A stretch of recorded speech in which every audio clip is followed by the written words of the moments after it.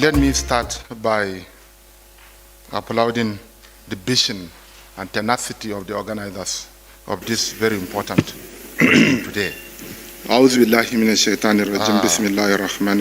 Before I want to... The special advisor to the president on media, senior special assistant, other want to give aides you to an Mr. insight President, of what has happened in Borno State before, distinguished invited journalists, which is very important. good morning.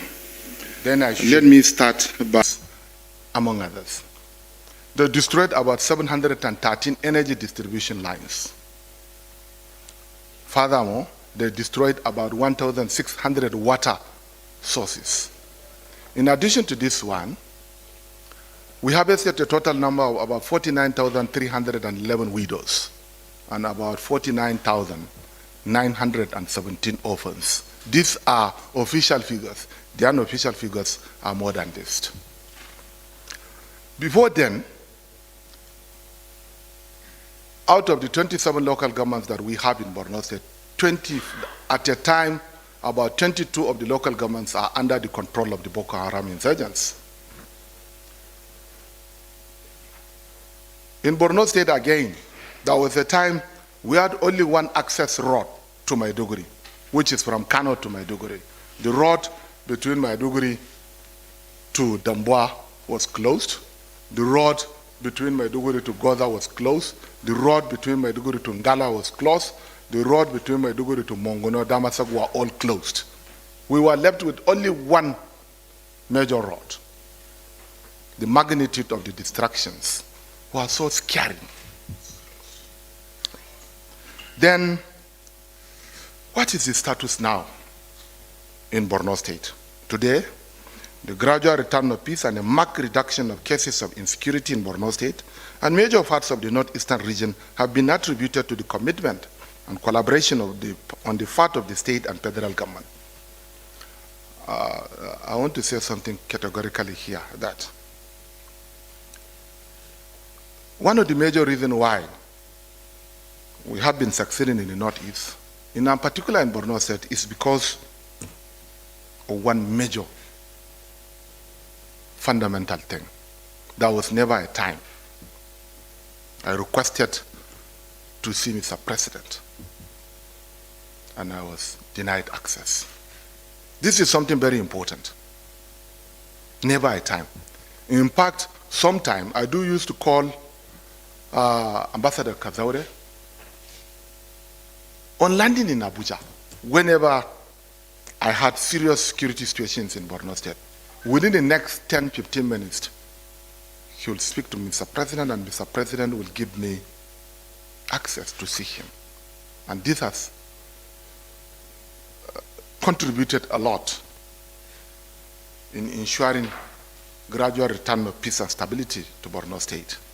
Significant amount of resources has been injected into the implementation of the security strategies, financial, material, logistics, and motivational. The state government has shown a great commitment in the relocation of internally displaced persons, with farming activities picking up in most parts of the state. It is worthy of note that with the recent mass surrendering of Boko Haram insurgents, normalcy is expected to return to most part of the northeastern region in no distant time. We have to understand the nexus between peace, security, and development. Once there is no peace, there is no security. And once there is no security, there is no development. The level of achievement that we had in Borno State would never be feasible without the enabling environment. For example, the number of houses that we built in Borno State from 2015 to date need not to be overemphasized, because I was the Commissioner for Reconstruction, Rehabilitation, and Settlement. Under the supervision of my ministry, we rehabilitated nothing less than 20,000 houses in Borno State. More than, what is 20,000? Up to 50,000 houses in Borno State were rehabilitated. Again, the status now is that the major roads were now open. The roads between Maiduguri to Damasak was open. The road between Maiduguri to Mongono was open. The road between Maiduguri to Goza is open. Few days ago, just 2 months ago, we completely reopened one of our biggest route, which is Banki-Bama Road. Banki-Bama Road will pass through, will go up to the Republic of Cameroon. I was in Banki a few months ago. I hope you have noticed my presence in a market at 12 midnight in Banki. This wasn't possible before. Again, recently we have opened another market in Damasak. We have opened another market in Gubio. Mongono market is also open. Most importantly, the relocation of the internally displaced persons need not to be overemphasized. These are all as a result of milestone achievement recorded in the areas of security in Borno State. Yes, I'm not saying that the security challenges is over, but this will not be possible without effective collaboration and synergy between the government of Borno State and the federal government agencies. Honestly speaking, the armed forces of the Federal Republic of Nigeria, the police, the DSS, and others are giving the desired collaboration to the government of Borno State. We are supporting them. How? First effort that we did in securing Borno State is through intelligence sharing, which is very important. The community participation is very important. The community-driven approach of re-establishing peace in Borno State has yielded positive results.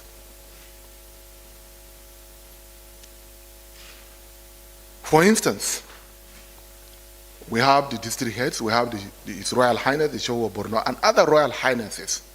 We have a local intelligence who normally provide feedback mechanism to the government, to the military, with a view to addressing the lingering security situation in the state. The second effort that we have been making that ensures peace in Borno State is continuous provision of logistics to the Nigerian armed forces, to the other security agencies. I think I will be happy if the inflow and outflow will be reduced to the barest minimal, because there's a lot of distractions.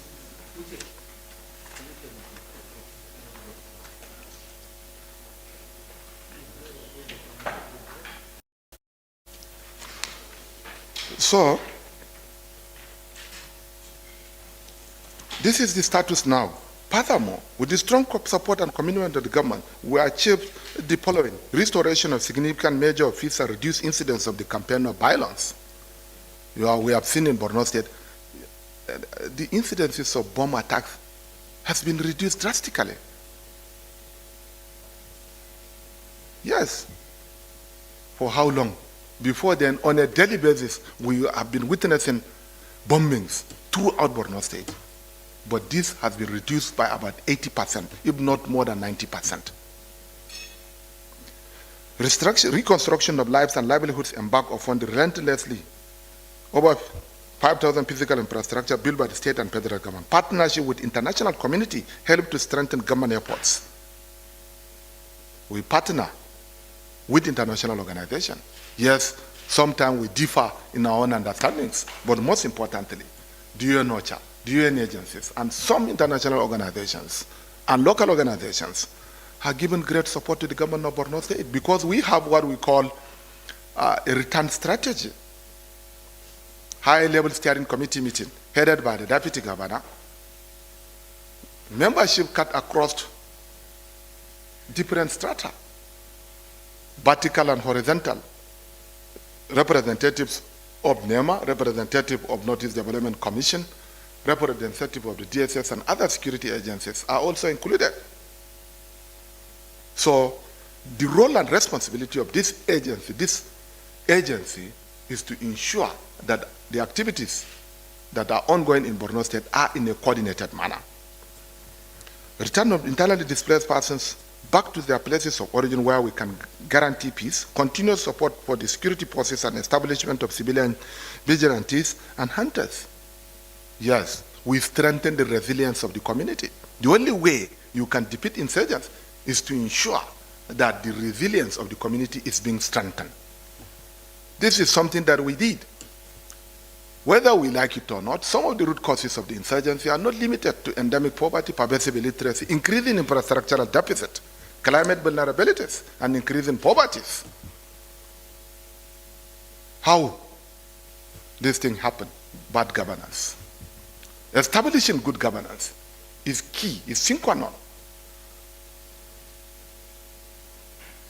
to ensuring peace building, social cohesion in any state of the federation. Again, security is everybody's business. You cannot just say it's only the federal government that can provide security. Sub-national governments are also very important. Local governments are also very important.